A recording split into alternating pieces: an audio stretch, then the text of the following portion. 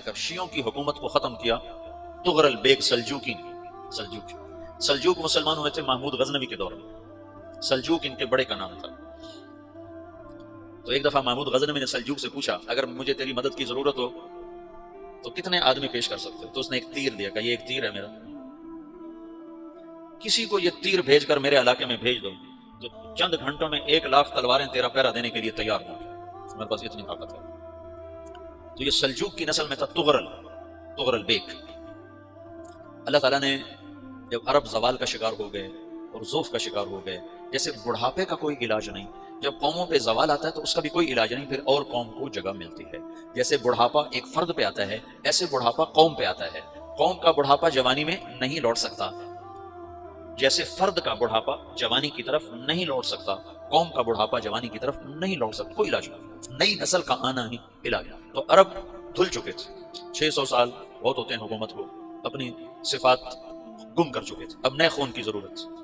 Tughril bag پہلا شخص تھا جس نے آ کر اہل سنت والجماعت کو استحکام بخشا، شیعوں کی حکومت کو ختم کیا، بغداد سے، شام سے، ان سارے علاقوں سے۔ صلاح الدین ایوبی نے اسماعیلی شیعہ کی حکومت کو ختم کیا، مصر، العازد ان کا آخری خلیفہ تھا صلاح الدین ایوبی، نور الدین زنگی رحمۃ اللہ علیہ کا پروردہ تھا، اس کا دوست تھا، اس کے دوست بھی تھا، بچہ بھی تھا اس کے سامنے، زیادہ لکھنے پڑھنے کا شوق تھا، پھر اللہ تعالیٰ نے اس سے کام لیا اور اس کو مصر کا گورنر بنا کے بھیجا، مصر کی مدد کے لیے بھیجا، تو وہاں اس نے صلاح الدین ایوبی نے وہاں ختم کیا، تغرل بیگ نے یہاں ختم کیا۔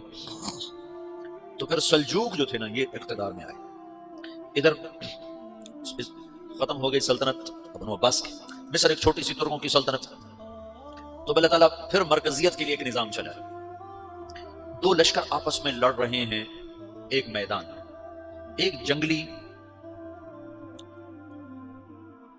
بدوؤں کا قافلہ، جنگل کے لوگ اپنے قبیلے کو لے کر، ایک جنگلی قبیلہ اپنے سردار کے ساتھ نقل مکانی کر رہا ہے ایک جگہ سے دوسری جگہ۔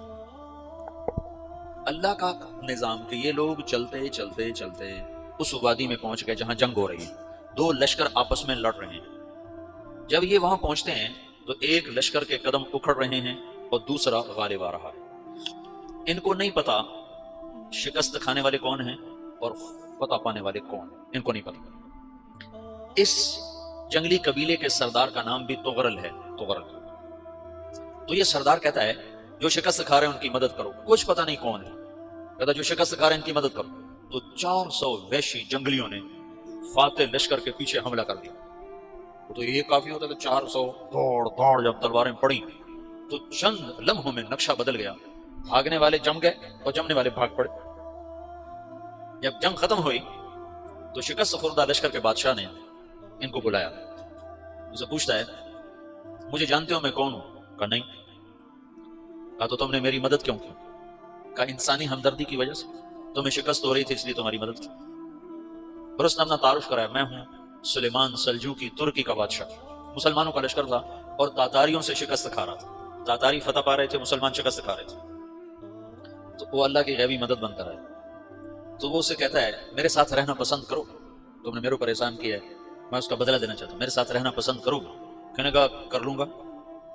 تو اس کو لے کر ترکی آیا اور استنبول اس وقت روم کی حکومت میں تھا، اسے فتح کیا اس تغرل کے آگے چوتھے پانچویں پڑپوتے محمد فاتح نے۔ تو یہ استنبول ہے، یہ ترکی ہے، بیچ میں ایک چھوٹا سمندر ہے، یہاں ایک جاگیر ہے۔ تو سلطان سلیمان کہتا ہے یہ جاگیر تجھے وقف ہے، ادھر سے رومی مجھے تنگ کرتے ہیں حملے کر کر کے، تو میرا دفاع کرتے رہنا، یہ جاگیر تیری۔ تو اس جاگیر پہ اس نے اپنے قافلے کو آباد کر دیا، اپنے قبیلے کو، اور ایک چھوٹی سی حکومت بنا لی، جو ایک صوبہ سمجھو سلیمان سلجوقی کا، وہ ایک چھوٹا سا صوبہ ہے۔ وہاں جب یہ رہ پڑا تو پھر یہ ایک شیخ کے بیعت ہوتا ہے، وہاں شیخ طریقت ہے، ان کے یہ بیعت ہونے جاتا ہے، وہ اس کو رات اپنے پاس ٹھہراتا ہے، تو ایک کمرے میں ان کو ان کا خادم ٹھہراتا ہے۔ یہ جب کمرے میں جاتا ہے تو سامنے دیوار میں طاقچے پر قرآن پڑا ہوا ہے، تو یہ تغرل بیگ کہتا ہے یہ کیا ہے، یہ کیا ہے؟ تو وہ خادم کہتا ہے یہ کتاب اللہ ہے، قرآن ہے۔ وہ اس کو وہاں چھوڑ کے باہر چلا جاتا ہے۔ وہ دیہاتی آدمی، جنگل کا رہنے والا، پہلی دفعہ زندگی میں قرآن دیکھا، وہ کہتا ہے یہ قرآن ہے، اللہ کی کتاب ہے، میں اللہ کی کتاب کے سامنے سو جاؤں، کتنی بے ادبی ہے۔ تو اس نے اسے قرآن اٹھایا اور سر پہ رکھ لیا اور کھڑا ہو گیا، ساری رات قرآن سر پہ رکھ کے کھڑا رہا۔ رات کے پچھلے پہر اس کو خواب آیا، کھڑے کھڑے اس نے دیکھا کہ اس کی پشت سے ایک چاند نکلا اور شیخ کی بیٹی کے سینے میں جا کے اتر گیا. پھر اس لڑکی کے سینے سے ایک درخت نکلا جو پھیلتے پھیلتے پھیلتے 3 بر اعظم پہ چھا گیا، افریقہ پر، یورپ پر، ایشیا پر. پھر اس کی آنکھ کھل گئی، وہ کھڑا ہوا ہے. تو اس نے صبح یہ خواب اپنے شیخ کو سنایا تو انہوں نے اپنی بیٹی اس کے نکاح میں دی تھی. اس بیٹی سے ایک بچہ پیدا ہوا، تغرل بیگ نے اس کا نام رکھا عثمان، عثمانی ترک نام سنا ہو، جو میں نے کل بتایا تھا کہ 1924 میں وہ خلافت ختم ہوئی. تو ایک بیٹا پیدا ہوا عثمان. عثمان نے پھر ایک نئی اسلامی حکومت کی بنیاد رکھی جو 1924 تک چلتی رہی. کوئی 800 سال یہ حکومت چلی. تو حکومت کا شیرازہ بکھرا لیکن پھر جڑ جاتا تھا، اور وہ کرنے اول والا جوڑ کبھی نہ پیدا ہوا، ٹکڑے بن گئے. ان ٹکڑوں میں اللہ لوگ پیدا کرتا رہا جو دعوت دیتے رہے. دعوت زندہ رہی. جو تربیت کا نظام تصوف کے ساتھ تھا اب وہ تبلیغ کے ساتھ. هي الحلقات تحفظني بآيات من القرآن، هي الحلقات تملأني بحب المصطفى العدنان، هي الحلقات تحفظني بآيات من القرآن، هي الحلقات تملأني بحب